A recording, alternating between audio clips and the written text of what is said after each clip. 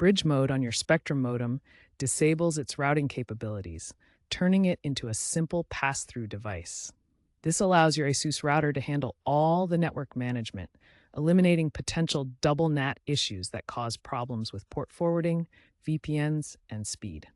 By using Bridge mode, you're letting your ASUS router take full control of your network, leveraging its superior Wi-Fi performance, advanced security features like AI protection, and device management capabilities. Many Spectrum modems, such as the ASUS Surfboard G7 series and S33 or SA8300 models, support Bridge mode natively. This setup generally improves speeds by leveraging the ASUS router's more powerful antennas and quality of service controls. According to a 2024 FCC report, over 60% of broadband users now opt for third-party routers for enhanced features like parental controls and guest networks.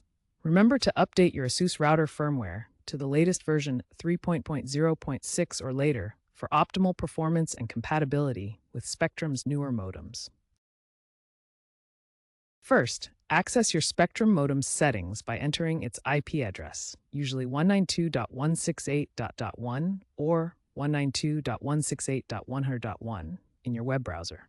You'll find the login credentials on a sticker on the modem. Navigate to the advanced settings, then look for IP pass-through or bridge mode. Select your ASUS router's MAC address and apply the changes. Next, connect your ASUS router's WAN port to one of the LAN ports on the Spectrum modem using an Ethernet cable. Access your ASUS router's interface, typically 192.168.50.1, and set the WAN connection type to dynamic IP. You might need to disable the DHCP server on the ASUS router depending on your needs. It's recommended to disable IPv6 on your ASUS router during bridging to prevent conflicts, as advised by Spectrum. If you encounter issues, double-check for IP address conflicts. For example, if the ASUS router assigns 192.168.1.x instead of 192.168.50.x. ASUS's iMesh app and the Spectrum My Spectrum app are useful for remote configuration and diagnostics.